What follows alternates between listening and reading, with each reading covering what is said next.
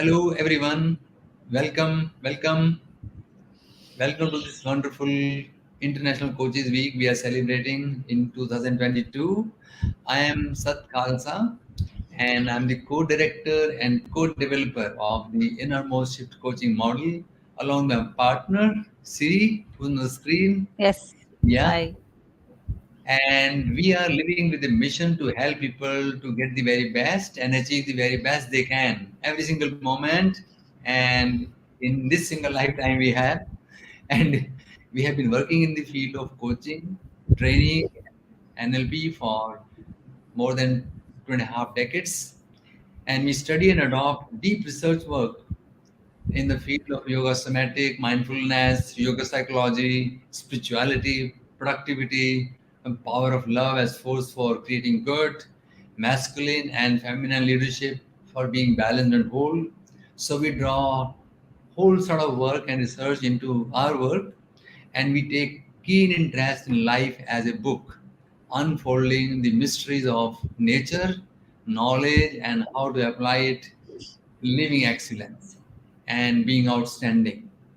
And now, when many aspiring coaches, we talk and even I talk while we do coaching or training with them, they often ask that what they can do to innovate or to really coach the people in a seamless manner. Okay, because when they find other coaches, they are very exciting, they're very engaging, and they seems to feel that they are doing monotonous and repetitive work in nature.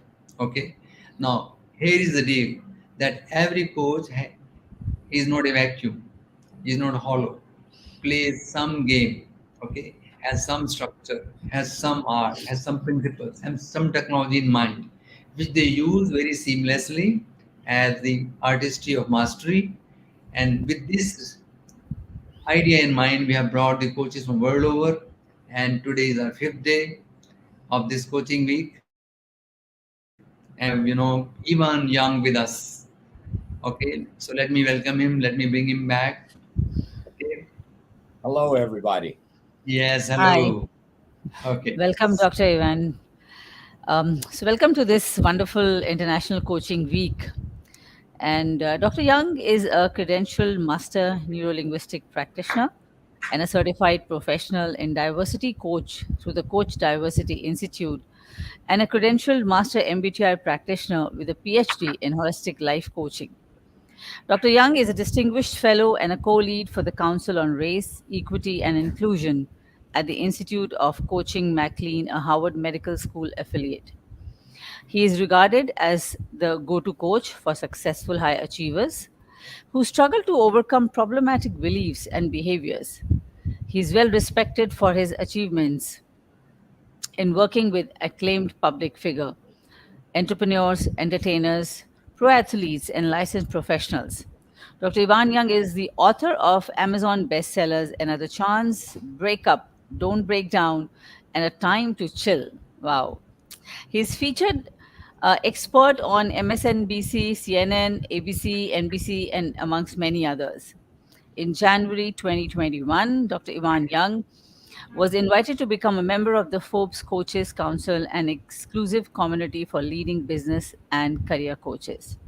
And also, Dr. Ivan Young has last year come out of a fourth stage cancer, and I think that's a blessing. You know, we always have a blessing. So, really, Dr. Ivan Young, we really wish you all the health and best of health all the times to come because we need more coaches like you, who can help people to really evolve. And as you rightly mentioned, I was talking to you that when certain things come, it's for our learning. It's not something which can, kind of take us down. And that is being, I think, one of the best coaching approach to your own self. So welcome to you to the series. And so let me just ask you this question: that what do you have to say about this games coaches play, and how does this help clients when you're coaching them in a given best moment of time? Well, one thing that first, thank you, Siri, and thank you, Sat. One of the things that I'm very motivated to talk about is coaching is an opportunity for growth. When one is wise enough to understand that what we're doing may be good, but the question is it our best? Is it what we're capable of? And that's typically when people end up in my office, is because they've succeeded in other areas of their lives. They've succeeded in business. They may or may not have succeeded in personal relationships, or they succeeded in a relationship, didn't succeed in business. The reason why we stumble is because we lack clarity. Coaching now is a significant tool that can be used to help us play on a global stage. I know that in the West, especially in America, there's a lot of foolishness and a lot of hypocrisy and misunderstanding about life and culture. And one thing that I love about the ICF India is that you guys are ahead of us in terms of bridging that gap and having the awareness that we are in a global place. And if you don't have a global mindset, if you don't have a defined approach, well, this game of life that we're all playing, you're going to lose. And as a coach, I believe in keeping with today's theme, the games, people play. I think we need to learn that there is a fun way to engage growth, to engage awareness and accountability. And coaches should make that process almost like a game, like a dance, that you learn to do it in tune and in tempo with the music that's called your life.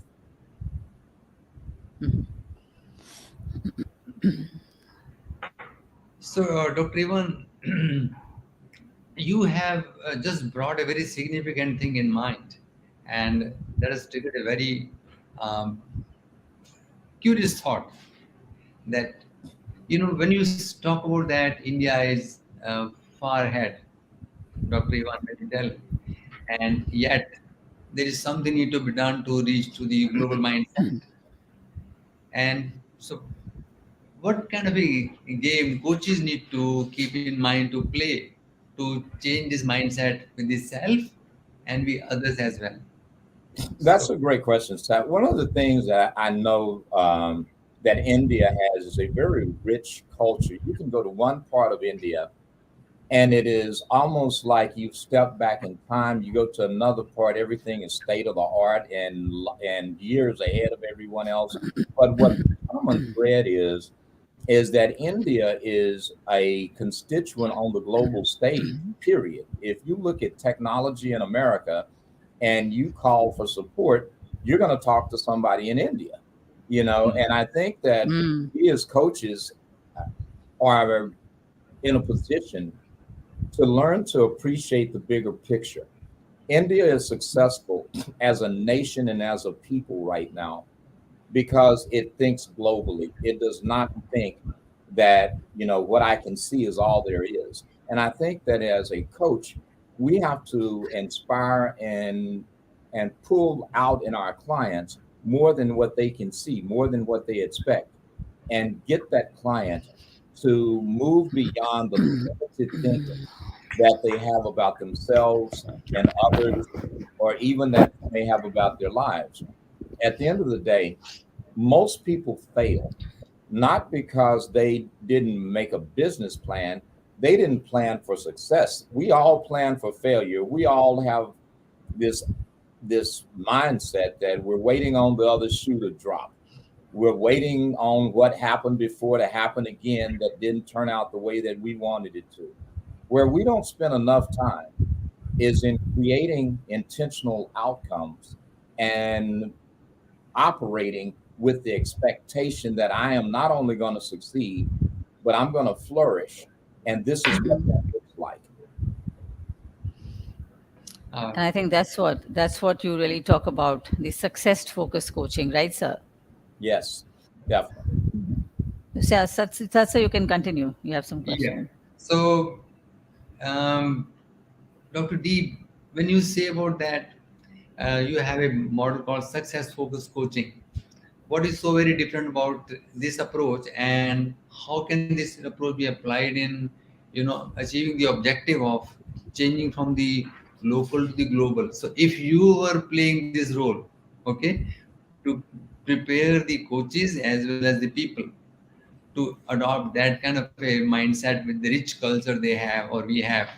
So how would this model, this game can be played, Dr. D? One, let us know this from your side. Well, one of the things that we can do is stop thinking that we already have arrived. I don't care how successful you are or how many times you failed. All of that is one thing. It's experience. It's a lesson. And it's positioning you, whether you're the coach or the client, to look at your life in a different perspective. I tell people that failure is as important as success. As a matter of fact, failure is what sets you up for success. You cannot have lasting, meaningful success without having experienced loss, without having failed, without having been in a position of lack. You know, I know that I've been in places where what's made me a great coach is I didn't get my MCC when I submitted my first round of recordings. It didn't pass. I had to do it again. When I got my national board certification, I didn't pass the first time. I had to take the test again. Well, what that taught me is that I'm not as good as I think. So just because you're successful in any way, to any degree, that should not be your ending point. That should be your starting point. There's an opportunity that all of us have when it comes to being a better version of ourselves. As a coach, I would implore you, no matter what your client's position, whether they are poor or struggling or very wealthy, to ask them, what is it that's going on in your life right now that can be transformational if you do more with it? What is it that is going on in your life right now that is trying to teach you something about you that you either don't want to accept, admit, or learn? How are your judgments of yourself or other people, your biases?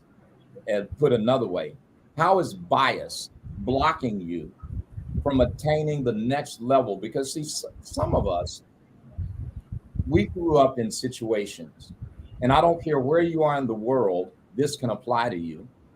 You grew up in a household where your mother bullied your father bullied your mother, where someone looks at what station you have in life, what the color of your skin, whether you're male or female, and to some degree, you have been wounded or you have suffered because you were born not with the right last name, not in the right section of town, you're not the right gender, and you use that as an excuse not to be who you are capable of being. It is time as coaches that we stop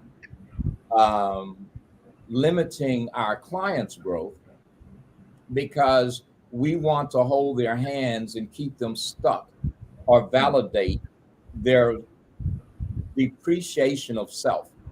When in fact, why do we do that with the client? Well, it's because the coach is probably doing that to some degree with themselves. When I look at myself as a coach, I don't see myself as an African American man, but I used to. I used to think, well, you know, because I have dark skin, I have to be twice as good as the white guy in order to get the same amount of respect. Well, where did I get that from? I grew up in a household, and as you know, in America, is very racist. I mean, hell, we elected Donald Trump. That ought to tell you something. But America is a very racist country, and it's very easy. And it's a very sexist country also. So it's very easy if you're a woman or you're a minority or you're West Indian or you're Asian or you're Middle Eastern, in this country especially, to feel like you aren't going to get a fair shot. Well, I'm going to say this. Whatever you expect, that's probably what you're going to get. What I'm saying in the long run is change your expectation of what you deserve, and change it first, not from the outside in, but from the inside out. Expect more from yourself. Expect more, and realize that nobody's going to give you anything. Everything that you're going to earn in this life is going to require that you work your butt off, and that you find and tap into whatever gift you have. Your gift is not somebody else's gift.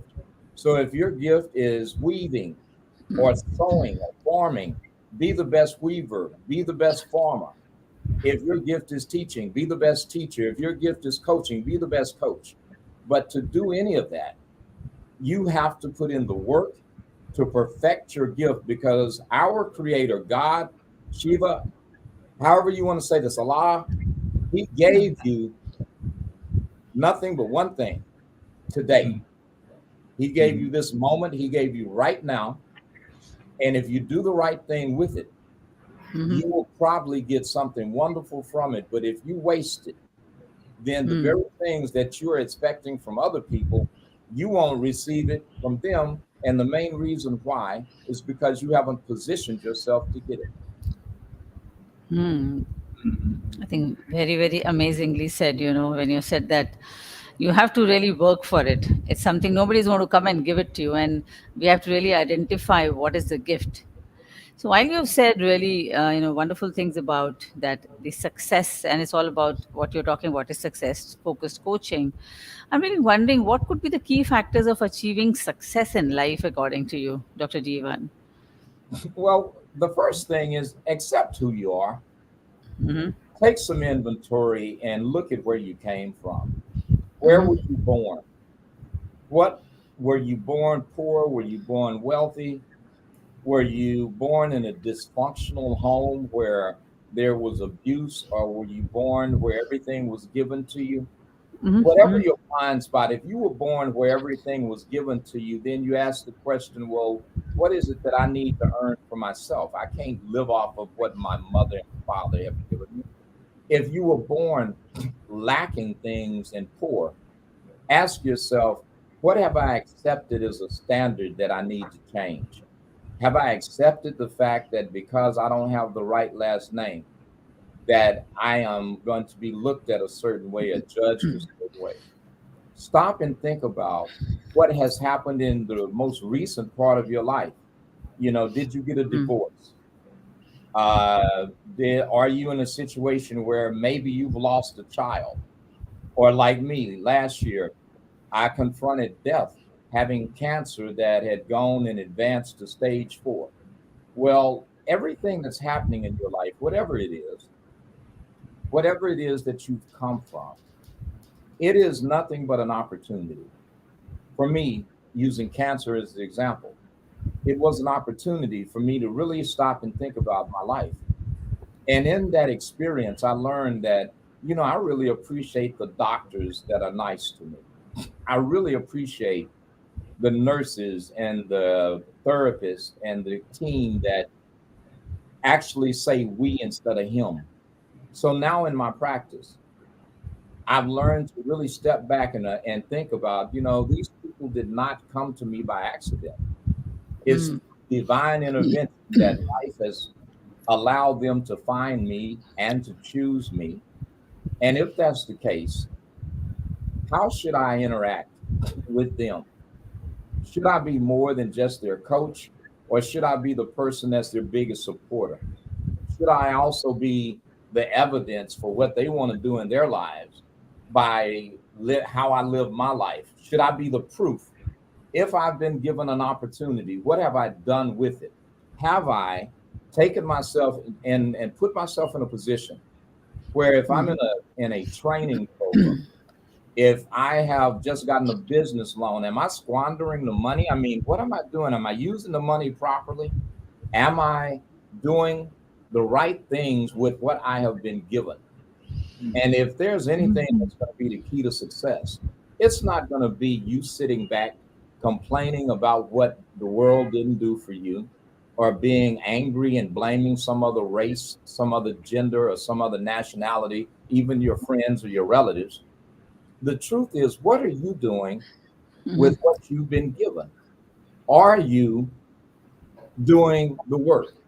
I've had people say, well, if only my husband would help me, if only my wife would help me. I got news for you. Your husband isn't supposed to help you. Your wife isn't supposed to help you. Well, Mm. they denied me because of my nationality. They denied me because of my accent. No, they didn't. They denied you because you didn't prepare yourself with what you have been given. And the more that we take responsibility over the things that we have been blessed to work with, the more results we will get from those things. Hmm. So, I think just one more question which is popping in my mind. You've number of times you've said that we must know what is the gift given to us. So, how do you think one can really identify what is a gift? How do I know? How do people know that, okay, this is my gift and I need to polish it, I need to chisel it, and I need to, come back as a wonderful diamond with that gift? So, how do you know that? Well, the first thing, here's one way you know that something's your gift, Siri, is that if even your enemies and people don't like you have to admit you're good at it, that's probably your gift. Okay. If it's something you do well without much effort, that's Mm. probably your gift. If it's something that you have a compelling urge to do all the time, that's your gift. A good example, you could be the person that's just a great housekeeper. You go to Mhm. other people's homes, and next thing you know, you're straightening up their living rooms, or you're, fluffing a pillow. That isn't something to be ashamed of. That means that Mhm. you may be able to start a cleaning company and hire people, and you train them to do what you do naturally. You may Perfect. be great at cooking, Mm. and whatever it is that you may have, make a great curry. Okay, you make a great curry.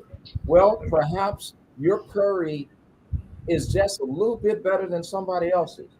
Perhaps the ingredients you use, the care you put into it, will differentiate you to the point that when people go to look at that stand and your stand, they see, well, he's really clean. She's really clean. I notice everything they do, they keep everything covered. He washes his hands, he puts gloves on every time he makes an order.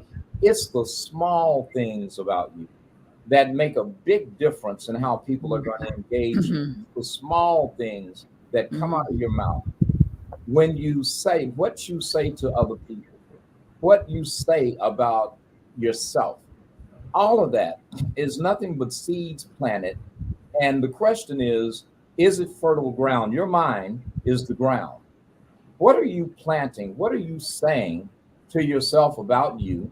What are you saying about other people? Because you cannot have what you don't give. You cannot be what you limit in other people.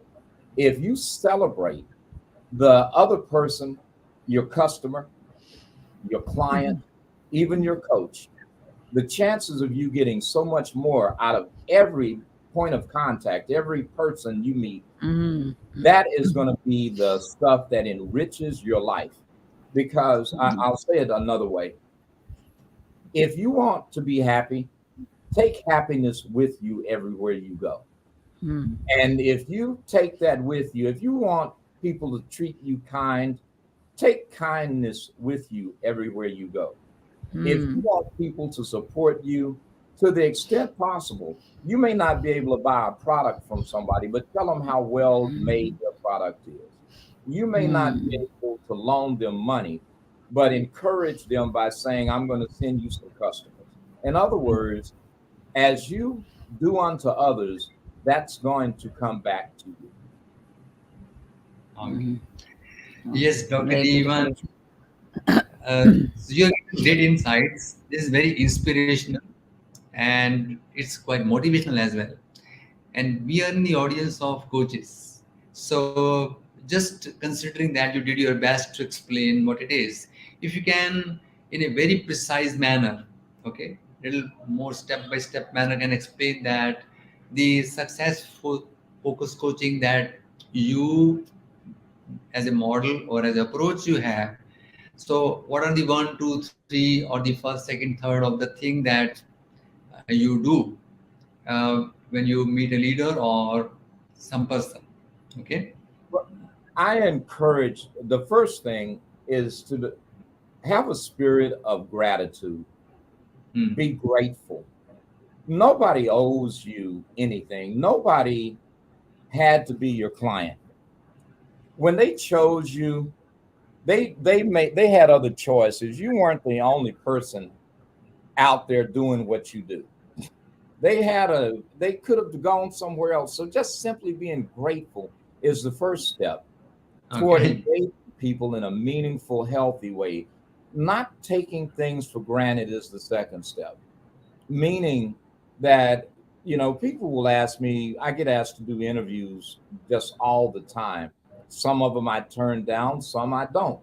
But what I base it on is, did you come to me in such a way that I could feel your spirit in your heart, that I could see that you truly had the intention Mm. of contributing to life in a meaningful way? Mm. That's what I make my decisions on.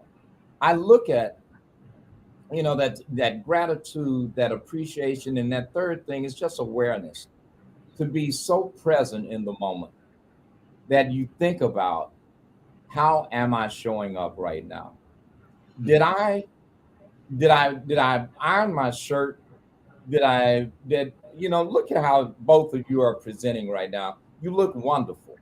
And you Mm. look like somebody could walk up to you and know that they're in the presence of somebody that it means something, somebody that values themselves and everything around them. So how you show up, it has a great deal to do with this. And I'm not talking about pride or arrogance. I'm talking about presence. And Mm. what I mean by presence is, what do you present to people when they are in your company? Are you the person that's encouraging the group to have a higher standard? Are you the person that's encouraging yourself to stay focused? If 10 things go wrong, Mm. okay, but can we celebrate the one thing that went right? And what we'll learn from that is, by having gratitude, appreciation, and presence, and being in the position that we are conscious about how we present, that allows you to have dominion over yourself. And if you have dominion over yourself, that significantly increases your opportunity or your potential to have dominion over the circumstances that you're in. If you can have dominion over the circumstances you're in, now you can have dominion over the outcome from you being present in those circumstances. In other words, I have found myself in losing situations, but because I showed up the right way, because I had an attitude of gratitude, because I was mindfully present, I Mm. was able to take something that was meant to Mhm. curse me and have that very thing that should have been a curse be something that catapults me, that something that was supposed to break me, it'll be the very thing that builds me. Something that was supposed to torment me ends up being something that I have a triumph in, to the extent that even though it was meant for evil, the way that I handled it, it turned out being something that was good. And I'm saying to you, as a coach or as a client, as a business owner, as a Mm. person that's watching this going, I really need to get my stuff together. It Mhm. all starts with you changing the way you look at things. And if you can change the way you look at things, the things you look at will change. Perfect. Also, I was just wondering, you said about we have to look into ourselves. That's very, very true. If unless we have that shift, it's difficult to create that shift, even in your client. So definitely, that's one of the biggest things what we work on. And similarly, in our workshop, also when we talk about, helping people to navigate to their true beingness, that's one of the key things what we do. And when we're training people as coaches, so that's the first thing what we train them as. First, as a coach, how much you're connected to your true being. If you can do that, and the same thing you can get transferred to your client, I think it can really change the whole perception. It can change the whole coaching environment. That's something very beautiful what we do as well. Mm-hmm. So let me ask you this, when you're coaching people, when you're doing coaching with these people, obviously when we're talking of success, there is some element of even setback or failures, right? That's kind of, according to me, what I think is could be a stepping stone or a ladder, or the steps of the ladder to reach to that success. So how do you handle that in a coaching session when people come out with incidents of failures or setbacks? So what do you, or you have some personal examples in coaching, if you can share, how do you do it? Well, there's a thing called appreciative inquiry. Another one is called motivational interviewing. Mm-hmm. You can Google that again, appreciative inquiry or motivational interviewing. Yeah. When we ask a client or even ourselves, what is this situation here to teach me? Mm-hmm. What is it shifting in my view of myself, in my view of life? How can something, even something I don't like, be in my life and used in such a way that I can take the Mm-hmm. bitter shell and get to the fruit beneath the shell, the fruit beneath the skin? There are lots of things that you probably wouldn't want to eat the skin of. You don't want to eat the skin of a banana. Yeah. You don't want to eat the shell of a cashew or pistachio nut. You know, but they're things that as we go beyond the surface and we peel back the skin of the avocado, we peel off the skin of the potato. Sometimes we have to add a little heat to it, because if you just leave it the way it is, it probably isn't going to do you much good to try to take that in to nurse yourself. But see, if you put a little heat to it, meaning if you put some energy, because energy is what creates heat, if you put some energy into what looks like a dead or a stagnant situation. Another thing is your focus. Whatever you focus on, you amplify the power of. I have people that come in my office every day and they focus on every negative doggone thing that could have happened. Well, they said this to me. Well, I just can't let go of this. And I'll ask them, I say, well, when did that happen? 2 years ago. Wait a minute. Wait, you still mad about something that happened 2 years ago? And see, here's what that tells me. Now, I'm not saying that's not normal. We all do it. We all can do that. Because, see, your mind isn't restricted and your thoughts aren't restricted by time. Your mind and your thoughts can go backwards in time, 20 years, and they can go forward in time, a month or 5 minutes from now. Bottom line is, just because you think it and just because it makes you feel some kind of way doesn't mean that it deserves your attention. If you put your attention on what you want instead of what happened, if you put your attention on what you intend to create rather than what's already been created, you see, a lot of us, we're so attached to the past that we're missing out on the present. And if you miss out on the present, you forfeit and forsake the future. If you are so stuck in what happened yesterday, you're not creating what's going to happen today, and you should have hell not controlling what's going to be there tomorrow. In order for us to take the things that happen in daily life, the problem of normal everyday life, we have to not be so arrogant to think that we're the only ones that can learn something from somebody or situations. The person you're mad at, they were doing the best they can with what they knew at the time. Just like you, when you did something that hurt somebody or disappointed somebody or offended somebody, You didn't know any better. You were being childish and silly yourself. So we have to allow other people the grace that we want given to us. We have to learn to forgive the fact that some people don't even know that they're silly. Some people don't know they're stupid, and a lot of people surely don't know they're crazy. Well, why can I say that? Real simple, because there are times when I have been silly, when I have been stupid, and I have been crazy, but I didn't know it at the time. I thought what I was doing was the right way to Yes. react. I thought I was Right. protecting myself. I thought I was, I was standing up for myself. And I didn't realize that sometimes when you stand up for yourself, you may be standing on somebody else. Sometimes when you are protecting yourself, you are punching someone else. Mhm. Sometimes when you're defending yourself, you are damning somebody else. So as we revisit problematic moments, as we explore why bad luck happened, why did someone lie on us, to us, why did they betray us? If we look deep enough,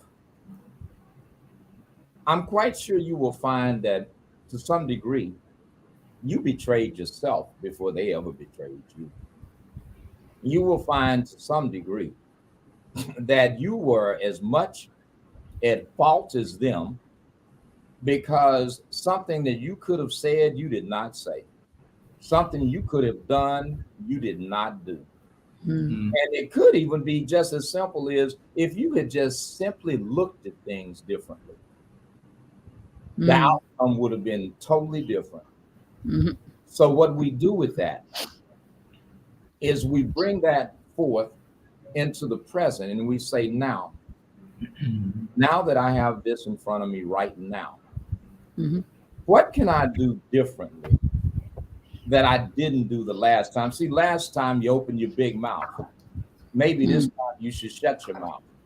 Mm. Last time you got mad. Maybe this time you could just seek to understand their perspective. Last time you were offended.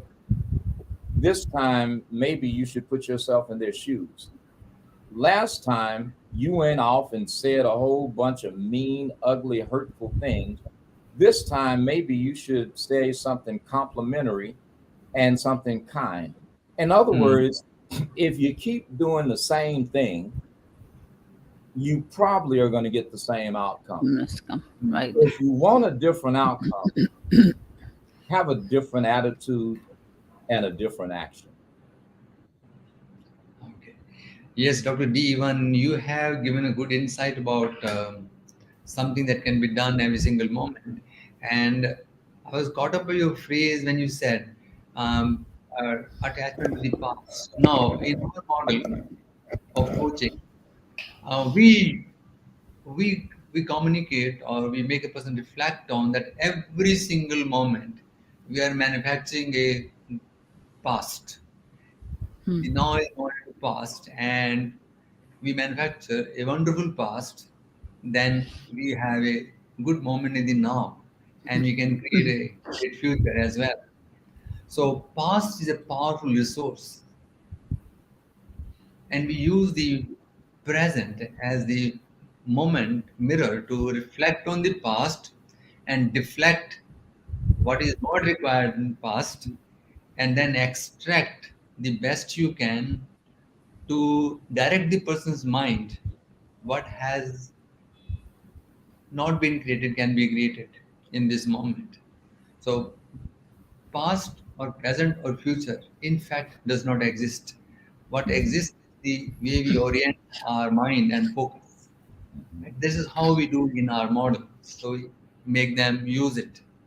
Now, when people want to remain hopeful and want to become hopeful and they lose hope in creating something, we turn them inward and help them to reflect on something wonderful, that we have been given innate hope, that every single breath we are hopeful to live the next breath, and how they can become mindful and change the whole neurochemistry and become hopeful to create a future they have thought of, okay, and then begin creating it.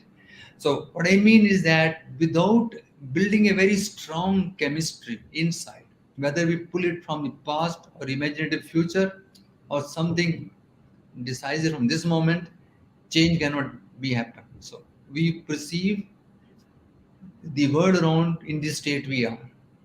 That is how we build in our model from the innateness or from the experiences some state that is useful right now.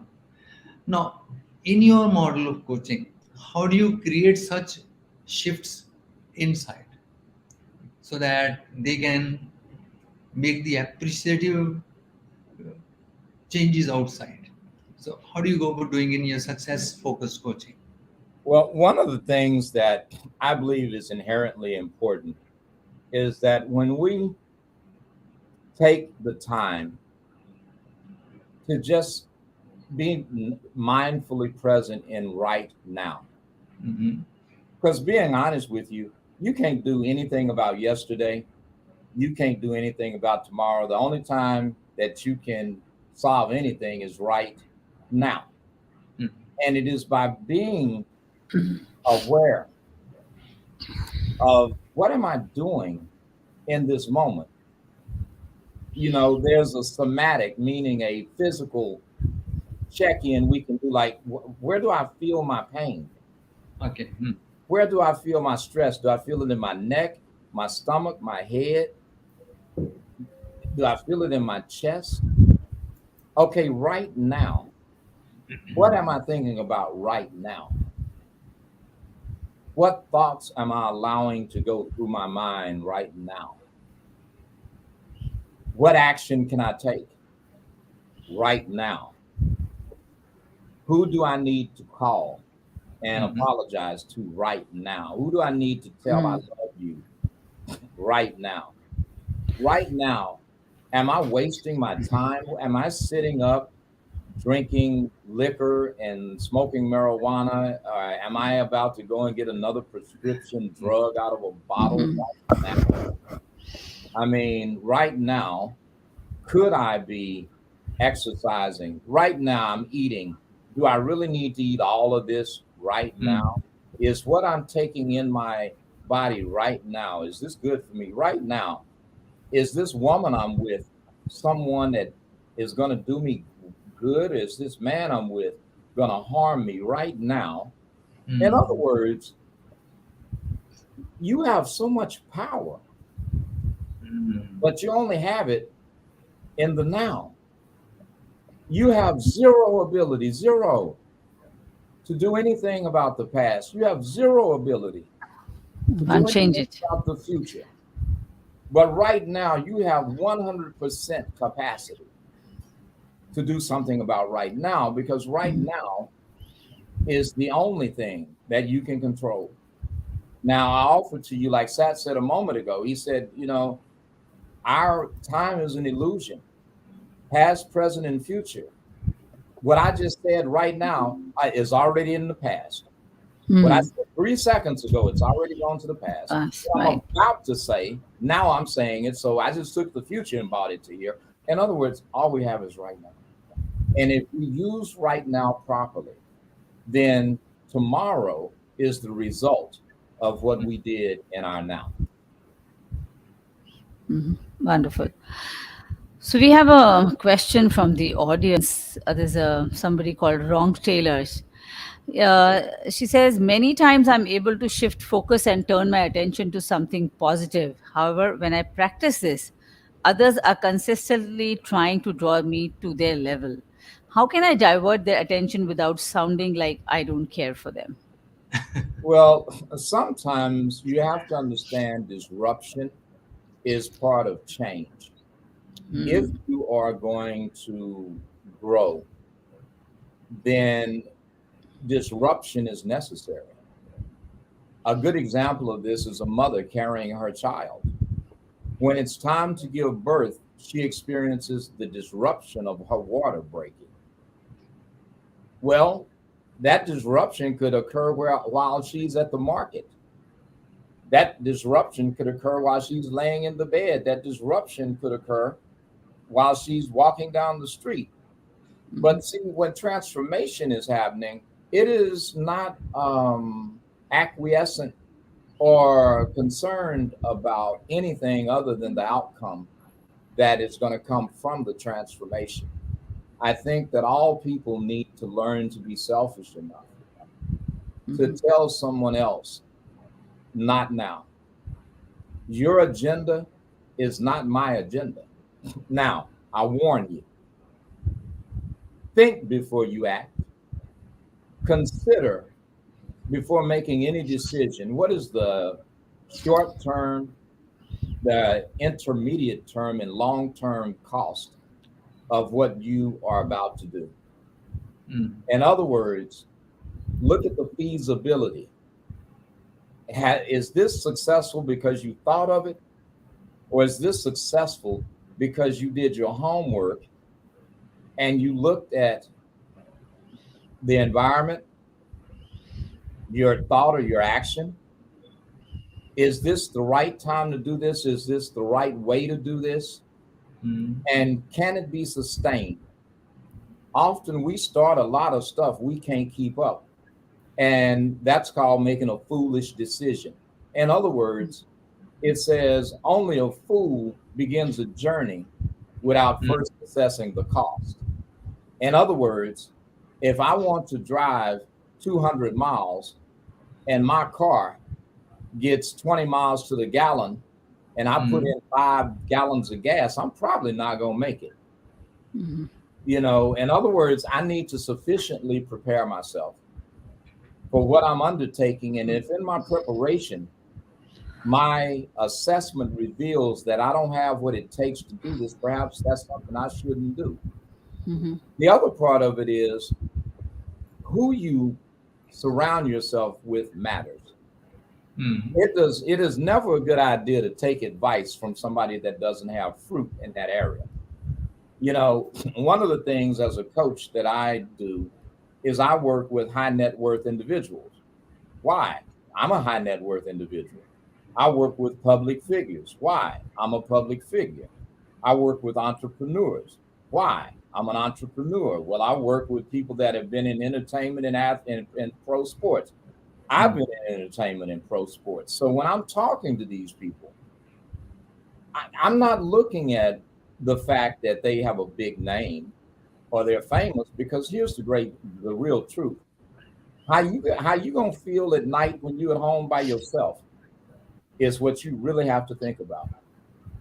You're gonna reach a point in your life sooner or later where money cannot solve your problem. You're gonna reach a point in life sooner or later where you can't pick up a phone call and call somebody and they're gonna solve your problem.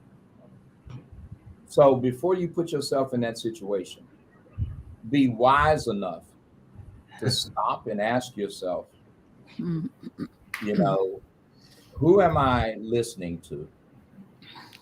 What is their experience in this area? How much homework have I done?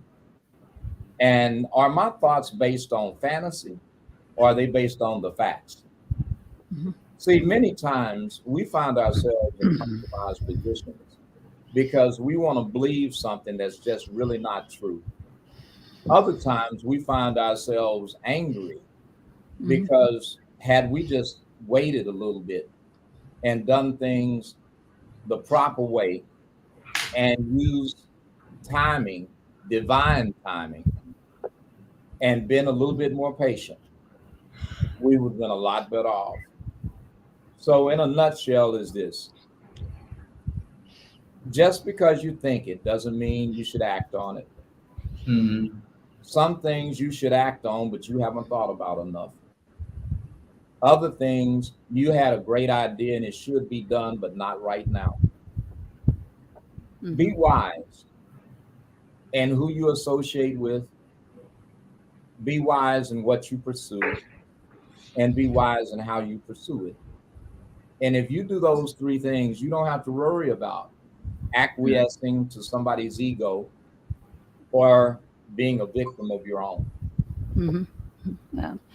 And I would just like to add, what you mentioned, that if you are, you're not, if you are what you are, then you don't have to worry about what you are saying. And I think also, if you're quite working on yourself and you're quite centered within yourself, and if you know when you're doing things right, as you also mentioned, then if anybody is talking around, then you can just kind of, in that scenario, just take a step back and see everything like a movie happening in front of you. It's not necessary, what you rightly said, you don't have to respond or even react, even not respond at that time. Just let what is happening. And when you remain within yourself, in your being self, and connected to your true self, then you can actually see what's happening around, and then take a decision whether you have to speak or not to speak, or allow. And definitely don't allow them to pull you down. And that is something, because if you are stronger, I think then nobody can pull you down, really, even if what's happening around you. So very, very beautifully said. Uh, yes, Dr. D. Ivan, you have a lot of experience and you have dealt with variety of people. Everything that you communicate shows, and you have given good nuggets of wisdom. I think if people replay back the Hmm. audio, they can pull out several things that you talked, and they could have missed this moment maybe. But just in the interest of the audience and to highlight few more things, allow me to pull out and extract something wonderful, which you might have done. What is the toughest client you have met and the biggest transformation you could bring in, and how did you help that person to sustain that change or transformation? Well, if I be honest, the most challenging client I have met is me. Uh, just gonna be honest, it's truly me. When I've had to go back and revisit my life, and I look at myself, I'm 60 years old now. So that's 6 decades.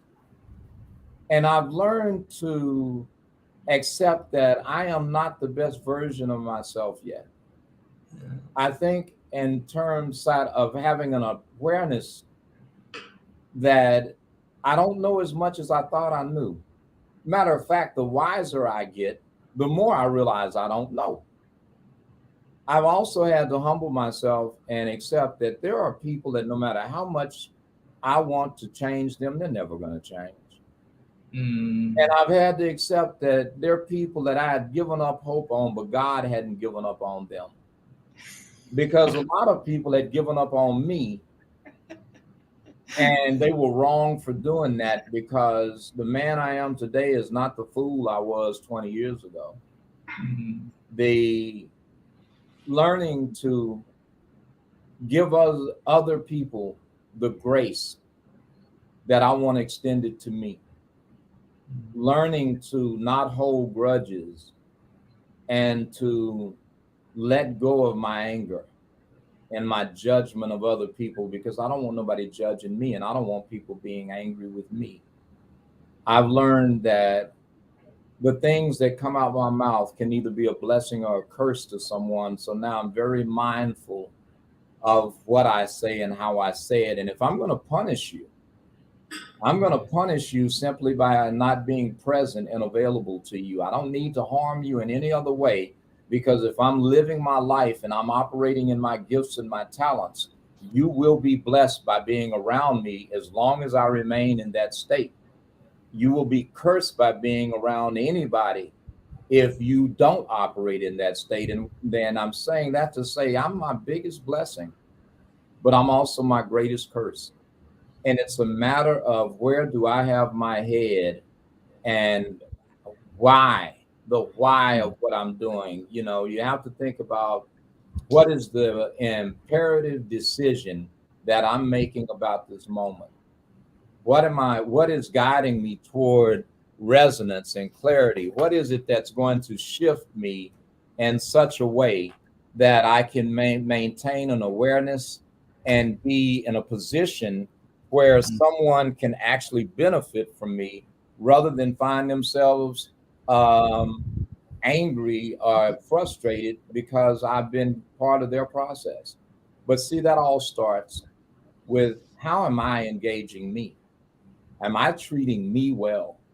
Am I mm, being honest with myself? And am I doing to other people what I want done to and for me? But that is the hardest client I've ever had to work with. And as an MCC, one thing all MCCs can testify to is what really gives you that credential isn't knowing techniques of coaching. That helps. But when you become the transformation that you can create in other people, that's when you are truly an MCC level coach. Okay. Think, yeah, so you have something? Yes. So I was just wondering, Dr. Divan, quite a bit time say that it is very imperative for a person to gain clarity about the self. Like, as you said, I'm the biggest, I have to coach myself. I'm the most difficult client for myself. And also about the purpose. And so is it really important that, when we have connections, and do we need to connect to people? Do we need to have the marketing tools? Or first, it's important to gain clarity about your own self in relation to being successful as a coach. So, what do you think about this?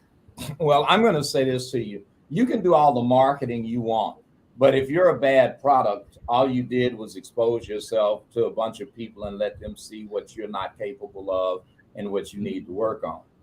I would offer that it is always a wise decision to get your stuff together first before you start reaching out, trying to share that with other people. It is important as a coach that you live your brand. When I tell people that prayer, meditation, rest, exercise, all of that matters. Well, hell, I do. You can look at me and tell that I work out. You can look at me and tell that I exercise. Now, I may not be the most handsome guy in the room or the cutest guy, but I'm not fixing to frighten anybody. And we have to put ourselves in a position where we don't frighten other people by the experience they have with us. If anything, we should honor what we've been given and do the most we can with it. If you don't have but a little car that starts sometimes and doesn't start others, at least keep it clean. So when your car is over on the other side of the street not starting, somebody won't mind coming to help you. But if your car looks nasty, they probably not going to want to touch it. If you don't have the money yet, but you have a vision and a commitment, but you've shampooed your hair, you're clean, you may not have the best clothes, but you've ironed them and you take care of them and they're clean. Somebody will look at you and see what you are capable of and what you potentially could be, rather than judging you for where you are. If you have a little bit of knowledge and you're kind of smart, if you take the time to study and get the proper credentials, even while you're pursuing them, your professors and the people that will give you an internship will say, you know what, I like him, and they're going to really be good at this once they get out of school. And I can see signs that right now this is somebody we might want to hang on to. See, you don't always have to be your finished product for someone to want to do business with you and want to honor and engage you. If you can demonstrate that while you're a work in progress, that you are a wonderful work in progress, if you can demonstrate while you don't have anything, but you do have character and you have integrity and you can be trusted, if people know that you keep your word and you're committed to doing the best that you can, even if you make a mistake, even if you're not perfect, somebody can say, yeah, well, everybody makes mistakes. One thing I will say, his heart is in the right place. Her heart is in the right place. That's a person that I can trust. That right there, or putting it another way, a good name is priceless, and all the money in the world can't repair a bad one. All right, we have only 1 minute to go. And let me ask you that if just right now, just after the break, people have to use a time to chill, a one concept that your book has, and they have to use it as a game, what could they do? Well, that's an audio CD that I created to help people stop stressing and to really just, trust that if you chill out everything will be all right. But now, I didn't say chill out and sit on your butt and don't do anything. I mean, stop worrying. Stop thinking you have to know what's going to happen next. But while you are patiently waiting, you know, I'll say it in this way. If you're praying and asking God to bless you with a new house, clean up the house you're in. Why would he give you a new house if you are so nasty, people walk can't even find nowhere to sit? Why would he give you a new house and you haven't swept your floor? You got dirty dishes in the sink. You don't take care of the furniture. Why would he give you a new house? Why would you get a husband or a fiance if the person is dating you right now, you treat them bad? Hell, you come home, your dog doesn't eat. Your dog runs and hides under the bed, and the cat can't wait to get out the house. If you can't even treat your pets right, your plants are over here withering and dying, how are you going to take care of another person? You want a child, but you don't even take care of yourself. Why would God give you a child? You don't even take care of you. You sitting up worried, mad. You can't handle your emotions. That's not kid friendly. So in other words, what I'm saying is, while you're waiting, chill out and be in a space where you're using time wisely. Again, the now is all you have.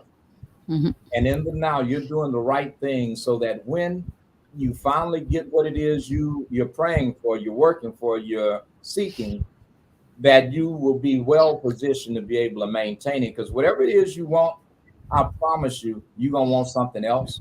And I promise you, whatever it is you want, it requires maintenance and upkeep. Wow, good. I think we are just over the time, and a good message of time to chill out. So let everyone chill with and not to worry about anything they are trying to achieve. Okay. Thank you very much, Thank you so Dr. much. Yes. Well, it's always wonderful being with you in India. I can't wait to get there and gain some weight eating all that good food and going out in the country and going by the ocean and Absolutely. going to Mumbai and Nepal and seeing the beauty of your country. But I love you guys. I appreciate you. And it's always wonderful to spend time with you. We appreciate your visit, and we will appreciate it if you come again. Definitely. Thank you for having thank a you good so much. Thank you for being with us. Thank you all the audience at different positions, wherever you are, for being with us and putting those questions. If you're there, it's good. Do watch it again. If somebody has not watched, it's going to be there on the various platforms, and you can also spread a word. So thank you, Dr. D1, once again for being with us. Thank you. You.